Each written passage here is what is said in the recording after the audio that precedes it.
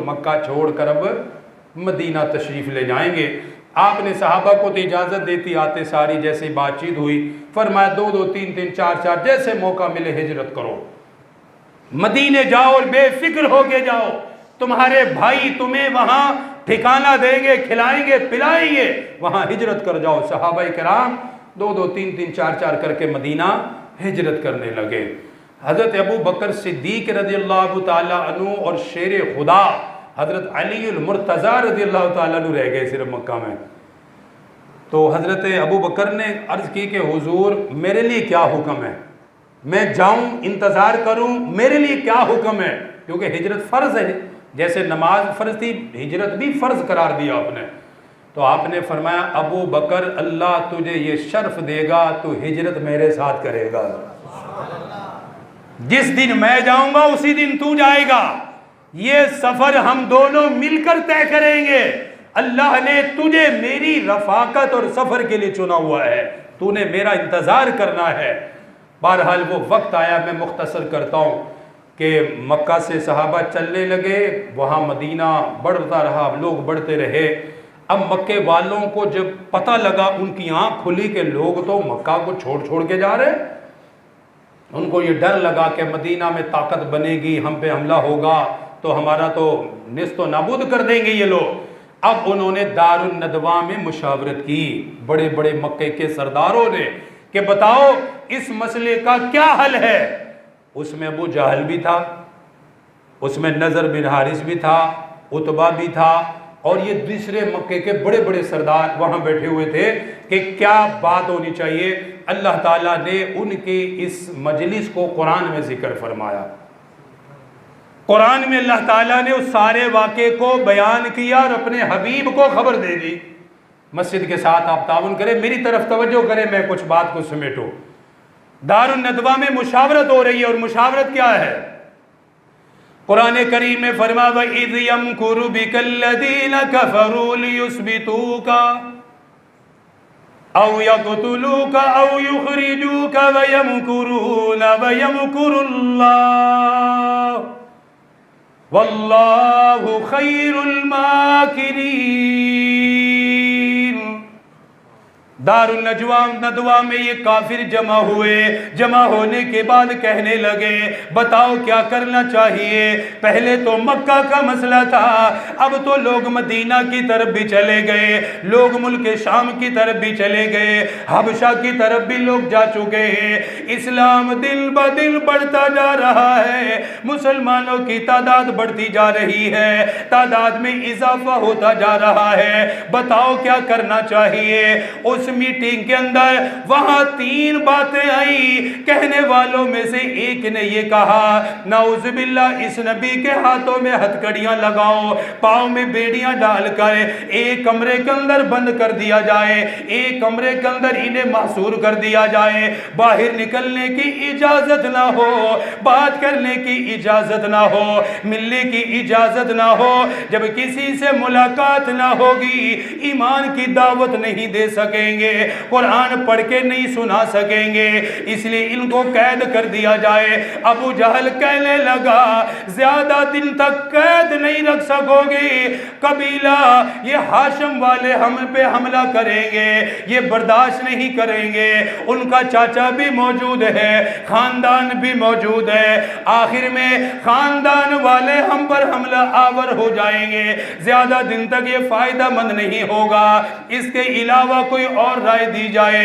उनमें से एक ने ये कहा नाउज़ुबिल्लाह इस पैगंबर को जिला वतन कर दिया जाए, अपने शहर से निकाल दिया जाए, कम अज कम यहाँ के लोग तो महफूज रहेंगे, यहाँ की बस्तियां तो महफूज रहेंगी। उनमें से अबू जहल ने जवाब दिया, कहने लगा तुम्हें पता नहीं जब यहाँ से हमने भेज दिया इनकी जबान के अंदर कितनी मिठास है, जबान के अंदर कितनी शीरीनी है। ये जिसको भी अल्लाह का कुरान सुनाएंगे, कुरान सुनने की देर है फौरन मुसलमान हो जाएंगे। तुम ये समझते हो हम यहां से निकाले तो बड़ा मसला ज्यादा है, और यहां जो हमारा मेहमान आता है हमें तो उसकी फिक्र पड़ी होती है कहीं पहुंच ही ना जाए। कहीं कान में कुरान की आवाज़ ही ना चली जाए। हम तो मेहमानों को पकड़ पकड़ के बिठाते हैं, उनको कहते हैं कि नाउज़ुबिल्लाह जादूगर है, उससे दूर रहना। ये इस पे पूरे वाक़यात भरे पड़े हैं सीरत की किताबों में। कहने लगा हम तो अपने लोगों को बड़ी मुश्किल से पकड़ते हैं कि उनके पास ना जाओ। जिसने उनसे कुरान सुन लिया समझो उनका हो गया। जब यहाँ से जाएंगे तो वो कुरान सुनाएंगे तो लोग आएंगे, तो बाद में फिर अपना क्या होगा ये भी सोचो। वो कहने लगे फिर तू ही बता, जब कैद भी नहीं कर सकते, निकाल भी नहीं सकते, तो फिर क्या करें। नाउज़ुबिल्लाह। कहने लगा मसला ही जड़ से ख़त्म करो, शहीदी कर दो, मसला ही ख़त्म। क्या होगा, ज़्यादा से ज़्यादा दियत देनी पड़ेगी, सारे मिलके दियत दे देंगे। इनके ख़ानदान को जो ऊँट बनते हैं दियत के तौर पर सारे मिलके दे देंगे। और बनु हाशिम सबसे बदला भी नहीं ले सकते, सारे कबीले जमा हैं, किस किस से लड़ाई करेंगे वो। तो हम आखिर फैसला दियत का होगा, हम दियत देंगे, जान छूट जाएगी बस।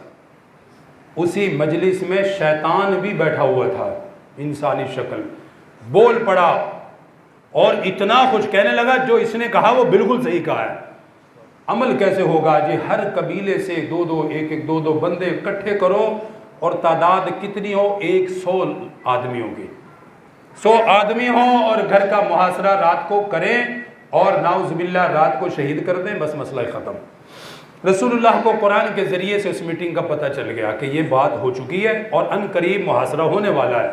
अब हिजरत से 1-2 रात पहले हज़रत अबू बकर के पास है, फरमाया अबू बकर इंतज़ार में हो ना हिजरत के। कहने लगे आका इंतज़ार में हूँ। फरमा फिर तैयारी कर लो, सुबह को हम अल्लाह के लिए हिजरत करने वाले हैं। वो तो पहले से ही तैयार थे, उन्होंने सामान सुमून बांधा। बहरहाल रात को आप आराम फरमाने के लिए हुजरे में गए। आपने उस रात अपने साथ सिर्फ हुजरे में हज़रत अली को रखा रज़ी अल्लाह अन्हु, क्योंकि मालूम था कि मसला क्या होने वाला है। उस रात सिर्फ हज़रत अली आपके साथ है रज़ी अल्लाह अन्हु। जब रात का आखिरी पहर शुरू हुआ और बाहर घर का मुहासरा हो गया सारा, जिब्राईल अलैहिस्सलाम ने आके ख़बर दे दी कि बाहर मुहासरा है और आपने निकलना है यहाँ से तशरीफ़ ले जाने, लेकिन परेशान नहीं होना। बाहर लोग खड़े हुए हैं। आपने हज़रत अली को फरमाया, कितना बड़ा नसीब है हज़रत अली का भी। फरमाया कि अली आज रात पैगंबर के बिस्तर पर पैगंबर नहीं सोएगा, पैगंबर का वफादार अली सोएगा।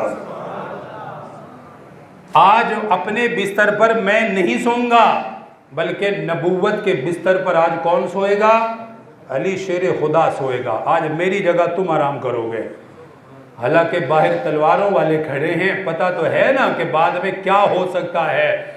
फरमाने लगे आका बेफिक्र होके जाइए, आपका जानिसार आपकी जगह बैठा हुआ है, जो होगा मेरे साथ होगा, देखा जाएगा जो होगा। जिब्राईल अलैहिस्सलाम वहीं पर थे। आपने फरमाया जिब्राईल कैसे जाना है, तो उन्होंने अर्ज़ किया कि हुजूर अल्लाह का हुक्म है सूरा यासीन की तिलावत फरमाएं, सूरा यासीन की तिलावत फरमाएं, हाथ में थोड़ी सी मट्टी ले, अल्लाह का नाम लेके फेंक दें। आपने फरमाया मशरिक मगरिब शुमाल जुनूब ऊपर नीचे किधर फेंकनी है। फरमाया जहां दिल करे फेंक दे, फैलाना तो अल्लाह का काम है, आपका काम तो फेंकना है, सबब है, बस सबब इख्तियार करना है। उस सबब को कार आमद बनाना किसका काम है, अल्लाह दाएं बाएं का मोहताज नहीं, अल्लाह तो हर तरफ है। बस सबब असबाब की दुनिया आप ये काम करें। हुजूर सल्लल्लाहु अलैहि वसल्लम ने थोड़ी सी वो मट्टी गर्द उठाई, ऊपर फेंक दी। कुरान में भी अल्लाह ने इसको बयान किया, वमा रमईता इज़ रमईता वलाकिन्नल्लाह रमा। फरमाया मेरे महबूब उस दिन आप नहीं फेंक रहे थे, अल्लाह फेंक रहा था। उस फेंकने को अल्लाह ने अपनी तरफ मंसूब किया है कि मेरे महबूब उस दिन आप नहीं फेंक रहे थे। कौन फेंक रहा था, वो अल्लाह फेंक रहा था उनके सरों पर, उनकी आंखों पर। वो जब उनके आंखों पर पड़ी तो फरमाया जिब्राईल सलाम ने अर्ज़ किया कि कुरान पढ़िए अब आप, सूरा यासीन पढ़ें अब आप। हर मुश्किल का हल अल्लाह ने सूरा यासीन में रखा हुआ है। इसलिए परेशानियों में, मसाई में, मुश्किलात में हुजूर पढ़ते भी थे, पढ़ने की तरगीब भी देते थे। आपने सूरा यासीन की तिलावत फरमाई। 100 आदमी जो इंतज़ार में थे, सबके दरमियान में से गुजरे, एक भी काफिर नहीं देख सका। वहाँ से सीधे हज़रत अबू बकर सिद्दीक़ के घर तशरीफ़ लाए। फिर वहाँ से आगे सफ़र फरमाया गारे सौर का। इंशाअल्लाह ज़िंदगी रही तो इससे आगे बात हम आइंदा जुमे करेंगे। अल्लाह ताला दीन की सही समझ नसीब फरमाए।